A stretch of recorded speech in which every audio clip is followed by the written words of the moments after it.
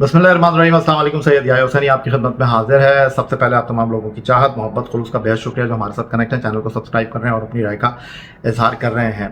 तो कुफ्र टूटा खुदा खुदा करके, क्योंकि आज पाकिस्तान की उस टीम का अनाउंसमेंट हो गया है जो कि न्यूजीलैंड के साथ होम ग्राउंड पर ईद उल फितर के ठीक बाद 5 T20 मैचों की सीरीज़ में एक्शन में होगी। और आज सिलेक्शन कमेटी के 4 अरकान और उनके साथ डेटा एनालिस्ट जो थे वो पाकिस्तान टीम की जर्सी पहनकर प्रेस कॉन्फ्रेंस करने के लिए आए। तुंदो तेज़ सवालात भी हुए। अमूमन लाहौर का मीडिया जो है वो थोड़ा सा हल्का हाथ रखता है, लेकिन अब उन्होंने भी वो सवाल कर लिए हैं जो कि इस वक्त ज़बान ज़द-ए-आम हैं। अच्छी प्रेस कॉन्फ्रेंस थी और कुछ बाउंसर भी हुए, वहाब रियाज को, अब्दुल रज़ाक को, मोहम्मद यूसुफ को, और उन्होंने क्या जवाब दिया क्या नहीं दिया, लेकिन सहाफ़ियों के जो सवाल थे मीडिया कॉन्फ्रेंस में काफ़ी अच्छे और एग्रेसिव सवाल थे। जो 17 रुकनी टीम का अनाउंसमेंट हुआ है, उससे पहले कि मैं उस पर बात करूं, पहले मैं बात कर लेता हूं न्यूजीलैंड पाकिस्तान के दरमियान 5 T20 मैचों की जो सीरीज़ है। 18 तारीख को पहला मैच है पिंडी में, पाकिस्तान के महरी वक्त के मुताबिक 7 बजे ये मैच होगा। फिर एक दिन के बाद अगला मैच भी पिंडी क्रिकेट स्टेडियम रावलपिंडी में ही है, और तीसरा मैच जो है वो 21 अप्रैल को होगा पिंडी क्रिकेट स्टेडियम रावलपिंडी में। और फिर उसके बाद 25 और 27 तारीखों का गद्दाफी स्टेडियम लाहौर जो है वो मेज़बानी करेगा जनाब पाकिस्तान और न्यूजीलैंड के दरमियान आखिरी 2 T20 मैचों की। जो आज टीम अनाउंस हुई है, वहाब रियाज, मोहम्मद यूसुफ, अब्दुल रज़ाक, असद शफीक ने जिस टीम को अनाउंस किया है न्यूजीलैंड के खिलाफ 17 रुकनी स्क्वाड है, 5 रिजर्व भी हैं, लेकिन वो ट्रैवल रिजर्व नहीं होंगे। और अगर वैसे देखा जाए तो यही सिलेक्शन थी जो कि की है वहाब रियाज, अब्दुल रज़ाक, मोहम्मद यूसुफ और असद शफीक ने। बट एक दो एलिमेंट, एक दो प्लेयर हैं जिनको निगाहें जो हैं वो तलाश कर रही हैं। ख़ास तौर पर मैं बात अगर करना चाहूँ तो साहबजादा फरहान, जिनको आपने मौका दिया न्यूजीलैंड के ख़िलाफ़ 5 T20 मैचों की सीरीज़ में, वो टीम में वापस आए थे, बट वो अचानक जो है वो दूध में से मक्खी की तरह जो है वो बाहर कर दिए गए हैं निकाल कर, और वो टीम में हमें दिखाई दे नहीं रहे हैं। उसके अलावा अगर मैं बात करता हूँ तो और भी एक दो प्लेयर हैं जो कि पाकिस्तान सुपर लीग में कारकर्दगी का मुजाहरा उन्होंने किया, बट वो इस टीम का पार्ट नहीं है तो क्या किया जा सकता है, क्या कहा जा सकता है। बहरहाल उनके हवाले से जो है वो मीडिया ने सवालात भी किए हैं। साहबजादा फरहान के बारे में मैं इब्तिदा में बात करना चाहूँगा, और पाकिस्तान सुपर लीग में वो लाहौर कलंदर के लिए इब्तिदाई मैचों में बहुत अच्छा खेले और उन्होंने फ़ख्र ज़मान से आगे बढ़कर कारकर्दगी का मुजाहरा किया। थोड़ा सा सरप्राइजिंग था उनका टीम में ना होना, और उनकी परफॉर्मेंस भी अगर मैं आपके साथ शेयर कर लूँ तो कुछ उनकी इतनी परफॉर्मेंस बुरी नहीं थी, और उसके बावजूद उनका ना होना हैरानकुन है। क्योंकि साहबजादा फरहान की अगर मैं बात करता हूँ तो साहबजादा फरहान ने 8 मैचों में लाहौर कलंदर के लिए 266 रन स्कोर किए, 3 निफ सेंचुरियाँ उनकी इनिंग्स में शामिल रहीं। फिर उसके बाद एक और जो सरप्राइज सिलेक्शन था मेरे लिए ना होना, वो हम बात कर रहे हैं मिडिल ऑर्डर बैटिंग की, कि पाकिस्तान की मिडिल ऑर्डर बैटिंग जो है वाइट बॉल क्रिकेट में थोड़ी सी स्ट्रगल कर रही है। और वर्ल्ड कप में हमने देखा कि आगा सलमान ने उम्दा कारकर्दगी का मुजाहरा किया, ऑस्ट्रेलिया के दौरे में टेस्ट सीरीज़ में भी अच्छा खेले वो, बट पाकिस्तान सुपर लीग में चैंपियन टीम इस्लामाबाद यूनाइटेड के लिए उनकी बड़ी अच्छी कारकर्दगी रही। 12 मैचों में उन्होंने 310 रन स्कोर किए, 2 निफ सेंचुरियों के साथ। यही नहीं बल्कि सलमान अली आगा ने जो है एक बॉलर की हैसियत से भी अपना किरदार जो है वो अदा किया, और 12 मैचों में वो 2 विकेटों के हसूल में कामयाब रहे। तो मुझे लगता है कि सलमान अली आगा को इस टीम में होना चाहिए था, बट आज़म खान, उनको अगर आपने इसलिए लिया है कि वो बेस्ट विकेट कीपर हैं, तो उनकी कुछ इतनी बड़ी परफॉर्मेंस पाकिस्तान सुपर लीग में रही नहीं है। वो भी मैं आपके साथ शेयर किए देता हूँ। पाकिस्तान सुपर लीग में इस्लामाबाद यूनाइटेड की वो टीम में थे, एक मैच में उन्होंने बड़ी उम्दा कारकर्दगी का मुजाहरा किया टीम को जिताने में, और 12 मैचों में उन्होंने 226 रन स्कोर किए, 1 निफ सेंचुरी के साथ 75 उनका बेस्ट स्कोर रहा। फिर एक और सिलेक्शन हुआ है इरफान नियाजी का, वो बिल्कुल मेरे समझ नहीं आ रहा। वैसे तो अगर देखा जाए तो पाकिस्तान सुपर लीग सीज़न 9 2024 के वो बेस्ट इमर्जिंग प्लेयर डिक्लेयर्ड हुए हैं। 9 मैचों में 171 रन उन्होंने स्कोर किए, और 39 नॉट आउट उनका बेस्ट स्कोर रहा। फिर इरफान जो है वो बॉलिंग भी उन्होंने की, और बॉलिंग में उन्होंने 9 मैचों में एक बॉल भी उन्होंने नहीं डाला, और 8 कैच उन्होंने लिए। तो अभी मैं किसी से बात कर रहा था तो उसने मुझे कहा कि भाई बात दरअसल ये है कि इरफान को शायद उनकी फील्डिंग एबिलिटी की वजह से टीम में शामिल किया गया है, लेकिन बड़ा सवाल ये है कि इरफान नियाजी को अगर आप टीम में रखेंगे तो खिलाएंगे कहाँ पर। उसके बाद बहुत सारे लोग ये सवाल कर रहे हैं कि टीम में जो है वो हारिस भी नहीं है। तो हारिस तो मुझे नहीं लगता कि आप इतनी जल्दी टीम में वापस आएंगे, क्योंकि वो हमारे सेकंड विकेट कीपर थे वर्ल्ड कप में भी, T20 वर्ल्ड कप में भी। लेकिन शायद वो ये सोच रहे थे कि भाई बस अब टीम के साथ मैं ट्रैवल करता रहूँगा। लेकिन PSL 2024 भी कुछ उनका इतना अच्छा नहीं रहा, और मोहम्मद हारिस ने 10 मैचों में 142 रन स्कोर किए और 40 उनका बेहतरीन स्कोर रहा। और उनसे बेहतर कारकर्दगी की अगर मैं बात करता हूँ तो उनसे बेहतर हमें खेलते हुए कौन नज़र आए जनाब? इस सीरीज़ में नहीं है टीम के साथ कौन, जो कि पेशावर ज़ल्मी के लिए खेले और पाकिस्तान टीम के साथ दौरे न्यूजीलैंड में भी थे, और वहाँ पर भी कुछ ज़्यादा अच्छा उन्होंने डेब्यू किया नहीं, बट उनको मेरे ख्याल में होना चाहिए था, और वो नहीं है। तो हारिस ने 142 रन किए, कुछ इतनी ख़ास उनकी परफॉर्मेंस नहीं थी। हसीबुल्ला की मैं बात कर रहा हूँ, उन्होंने 7 मैचों में 78 रन स्कोर किए, तो उनकी भी परफॉर्मेंस इतनी अच्छी नहीं थी, बट मुझे लगता है कि वो पाकिस्तान का फ्यूचर प्रॉस्पेक्ट है। जो टीम अनाउंस हुई है ना, उस टीम में अगर हम बात करें तो उस्मान खान भी आ गए हैं, PSL उनका बड़ा अच्छा रहा, और वहाब रियाज ने उनके बारे में कहा कि 2-3 सीज़न उनके अच्छे रहे हैं, बट पाकिस्तान सुपर लीग के दोनों सीज़न वो अच्छे खेले हैं। लेकिन ILT में कोई बड़ी इनिंग उन्होंने नहीं खेली, T10 लीग में वो कोई बड़ी इनिंग नहीं खेले।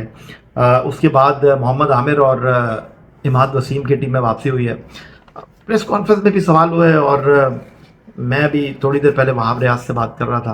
मेरा ख्याल है ये गैर ज़रूरी डिस्कशन हो रही है आमिर और इमाद वसीम को लेकर कि जी आप पीछे जा रहे हैं और आप जो हैं वो आगे नहीं बढ़ रहे। तो बात दरअसल ये देखें, पहले आमिर और इमाद वसीम ने जो है वो रिटायरमेंट का ऐलान किया था, और अब वो क्रिकेट बोर्ड की गारंटी कह लें, क्रिकेट बोर्ड की आशीर्वाद कह लें, क्रिकेट बोर्ड का एतमाद कह लें, उस पर वो वापस आए हैं। और ये कह देना कि जी वो तो बूढ़े हो गए हैं, ये कह देना कि जी हम आगे नहीं जा रहे, हम पीछे जा रहे हैं, सॉरी टू से मैं थोड़ा सा डिसएग्री करता हूँ इस बात से, क्योंकि आमिर और इमाद दोनों की टीम में जगह बनती है, और जब कप्तान टीम मैनेजमेंट टीम बनाने के लिए बैठेगी तो फर्स्ट चॉइस होंगे। अब थोड़ा सा हमें यहाँ पर थोड़ा स्मार्ट प्ले करना होगा, और आमिर और इमाद दोनों ऐसे प्लेयर हैं जो आज भी 4 ओवर की T20 क्रिकेट में किसी भी टीम की ज़रूरत है। अब उनका फिटनेस लेवल के ऊपर मैं बात कर नहीं रहा, क्योंकि देखिए बहरहाल फिटनेस लेवल उनका वो नहीं है जो होना चाहिए, लेकिन अब ये टीम मैनेजमेंट पर इन्हिसार करता है कि वो कितना स्मार्टली इन दोनों को यूटिलाइज करते हैं।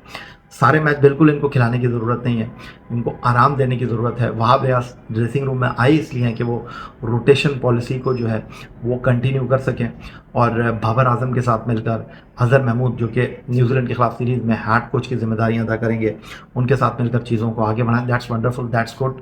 और मंसूर राना के होते हुए बहुत सारे लोगों का ख्याल ये है कि वहाब रियाज जो है वो सीनियर मैनेजर क्यों है। तो मेरा ख्याल है क्रिकेट बोर्ड को भी इस चीज़ को वाजे कर देना चाहिए कि जी वहाब रियाज जो है वो सिलेक्शन के मामला को लुक आफ्टर करेंगे, और मंसूर राना प्योरली इस टीम के मैनेजर होंगे। क्रिकेट बोर्ड अगर बात कर दे तो वहाब रियाज ने तो प्रेस कॉन्फ्रेंस में बात की है, कन्फ्यूजन ही खत्म हो जाती है, क्योंकि बहुत सारे लोगों को ये नहीं पता, वो कह रहे हैं यार एक टीम के साथ 2-2 मैनेजर। तो सवाल उनका ठीक है, लेकिन अगर वहाब रियाज के हवाले से क्लैरिटी आ जाए ना, क्रिकेट बोर्ड वाज़े तौर पर इस बारे में जो है वो बात कर ले, तो लोगों को समझ आ जाएगा कि वहाब रियाज इस टीम के साथ क्यों है। और मुझे लगता है कि इस सीरीज़ में आमिर को भी आपको सारे मैच नहीं खिलाने चाहिए, इमाद को भी नहीं खिलाना चाहिए, शाहीन आफरीदी को भी नहीं खिलाना चाहिए। By the way Haris Rauf जो है वो स्टिल अनअवेलेबल हैं, जिस तरह वो लाहौर कलंदर के लिए दस्तयाब नहीं थे, उनके हाथ में खिंचाव हो गया था फील्डिंग करते हुए पाकिस्तान सुपर लीग के मैच में कदाफी स्टेडियम लाहौर में।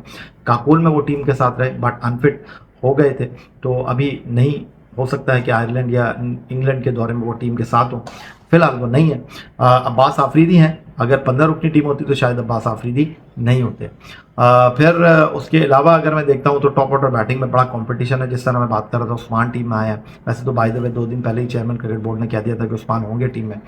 तो हमारा टॉप ऑर्डर जो है रिजवान है, बाबर हैं, उस्मान है, साइम अयूब हैं, उसके साथ फ़खर जमान है।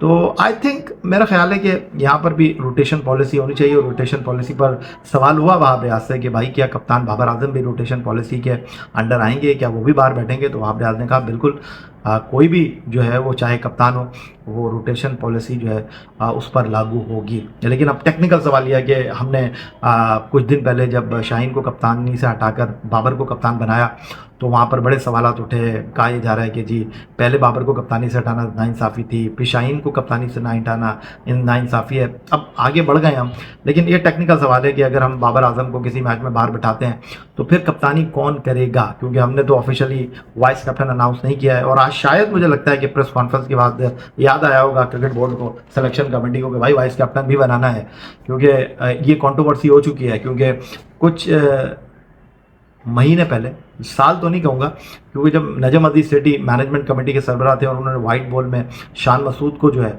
वो वाइस कैप्टन अनाउंस कर दिया था, तो वो प्लेइंग 11 में नहीं थे। फिर उसके बाद हम न्यूजीलैंड की होम सीरीज़ खेल रहे थे, उसमें बाबर कैप्टन थे और वो जो थे उनके डिप्टी कोई नहीं थे, तो वो बाहर गए। तो अब हुआ ये कि मोहम्मद रिजवान नहीं खेल रहे थे क्योंकि सरफराज विकेट कीपर थे, तो मोहम्मद रिजवान जो थे वो आके कप्तानी करने लग गए। तो इंटरनेशनल क्रिकेट काउंसिल जो था उसको फिर एक्शन लेना पड़ा और फिर बताया गया कि भाईजान आराम से ज़रा, जो खिलाड़ी 11 में नहीं है वो कप्तानी नहीं कर सकता। तो ये मामला हो सकता है। फिर क्लैरिटी होनी चाहिए ना, बात दरअसल ये, इसमें कोई दो राय नहीं है। आप किसी को भी वाइस कैप्टन बना दें, इसमें कोई बुरी बात नहीं है, कोई हार्म नहीं है, क्योंकि पता होना चाहिए ना उसको कि भाई मैं कप्तान हूँगा। अगर आप नहीं बनाएंगे, रैंडमली बना देंगे, तो फिर ये सिलेक्शन कमेटी वाला मामला थोड़ी है भाई के सारी सिलेक्टर जो है वो चीफ सिलेक्टर हैं। चलो ठीक है, लेकिन वाइस कैप्टन के मामले में ऐसा नहीं चला। ओवरऑल अगर हम बात करते हैं तो इबाद वसीम और मोहम्मद आमिर की वापसी, दोनों को मैं मुबारकबाद पेश करूंगा। और जो मेरा टेक है इस तमाम सूरत हाल में वो मैंने आपके साथ शेयर कर दिया। मोहम्मद वसीम जूनियर, कुछ दिन पहले उनसे मेरी बात हुई थी और मुझे लग रहा था वो नहीं होंगे टीम में, और कॉम्पिटिशन भी अब बहुत ज़्यादा है।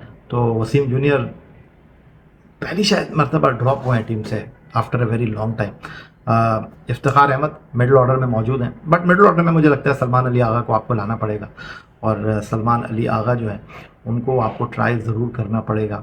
कुछ लोगों का ख्याल है कि हैदर अली अच्छा खेलें, बट हैदर अली को मैं देख रहा था, एक अच्छी इनिंग उन्होंने खेली, इस्लामाबाद यूनाइटेड को एलिमिनेटर में जिताने में मरकज़ी किरदार उन्होंने अदा किया। बट अभी थोड़ा मेहनत करना पड़ेगी हैदर अली को, थोड़ा सा जो है उनको अपने मसल्स जो हैं वो शो करना पड़ेंगे। ओवरऑल मोरलेस तकरीबन वही लड़के सेलेक्ट हुए हैं जिनके बारे में एक आम तासुर था कि इनको होना चाहिए टीम में।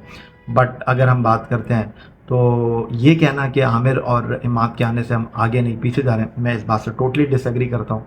बाकी हमें पूरे अच्छे तरीके से जो है वो आयरलैंड, इंग्लैंड और इस न्यूजीलैंड की सीरीज़ को जो है अपनी टीम बनाने के लिए वर्ल्ड कप T20 में जो है वो खिलाड़ियों को यूटिलाइज़ करना चाहिए, इन आउट करना चाहिए, रोटेशन पॉलिसी पर कारबंद रहना चाहिए, तो एक अच्छी टीम हम बना सकते हैं। तो फिलहाल जनाब आज की इस वीडियो में इतना ही। अपना बहुत ख्याल रखिएगा, चैनल को सब्सक्राइब करना मत भूलिएगा। अगली वीडियो तक के लिए सैयद याहिया हुसैनी आपसे इजाज़त चाहेगा। अल्लाह हाफिज़। पाकिस्तान जिंदाबाद।